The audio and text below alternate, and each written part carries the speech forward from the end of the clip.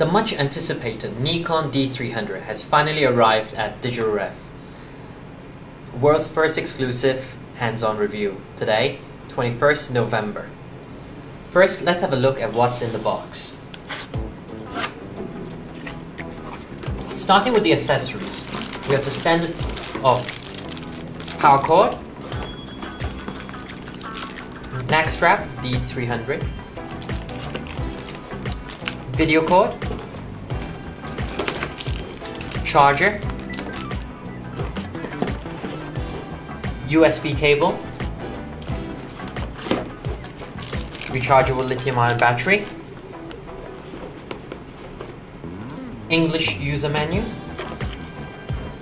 a quick guide,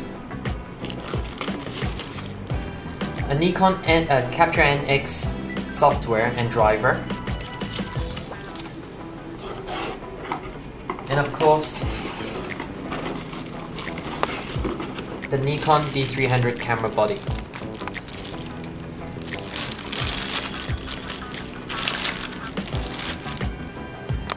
The Nikon D300 with 12.3 effective megapixels in the DX format with high density 51.8 f system focusing.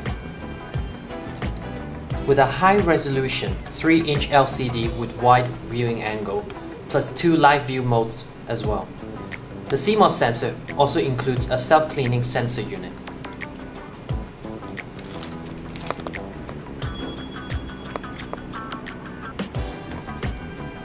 The first impression of the Nikon D300 looks and feel a lot like the D200. Of course, we have a much larger 3-inch LCD, a much larger upper display as well.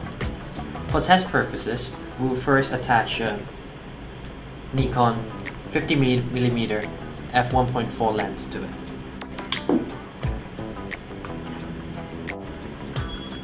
The weight and feel of the D300, even with the lens attached, is very comfortable. It's got a solid feel to it, definitely feels good. Powering on, we can see a very clear top-up display. The 3-inch LCD is also extremely clear, as you can see. Playing back of previously shot photos, we have very clear indication of size, file name, time taken, HDMI, a new function available with this model, not included in previous models.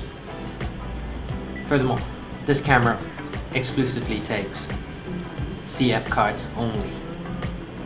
So for those of you who are using SD card compatible cameras, this is something to note.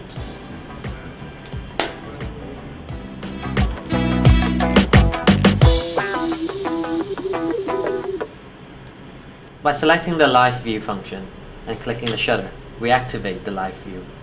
As you can see, we are able to select the focusing point as well.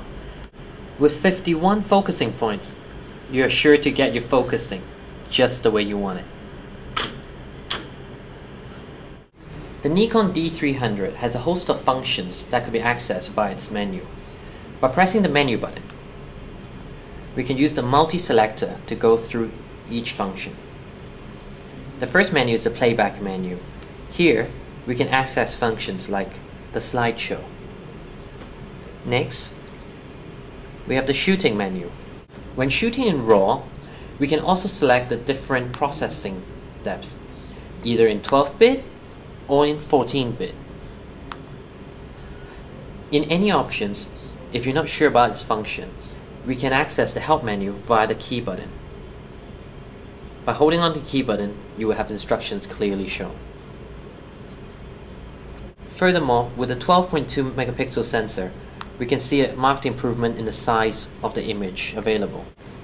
At maximum 12.2 megapixel resolution, we can take large images of the size of 4288 pixels by 2848 pixels. Medium and small images are also available for shots where you don't need such a high resolution.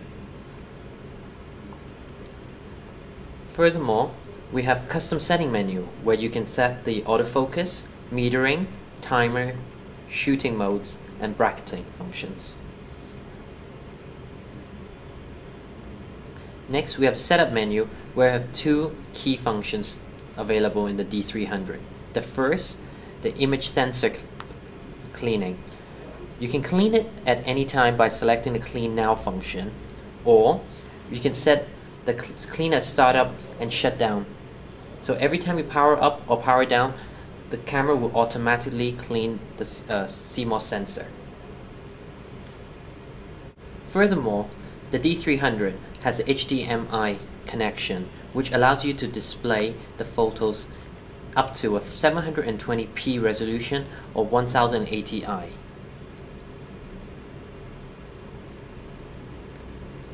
Other than setup menu, we also have a retouch menu where we have a selection of different functions that you can use to edit photos in camera. Finally, we have the My Menu section. Here, you can add items from other menus to customize your frequent use functions for easy access. Another improved feature of the Nikon D300 is continuous shooting mode. Capable of 6 frames per second, the Nikon D300 is definitely a beast of a camera.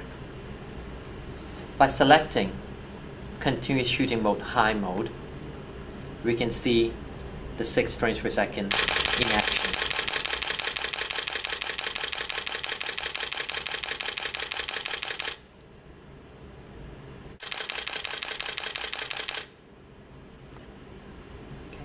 Thank you for joining us for this first impression of the Nikon D300. Our exclusive review at www.digitalrev.com will be coming soon. Stay tuned, you won't be disappointed.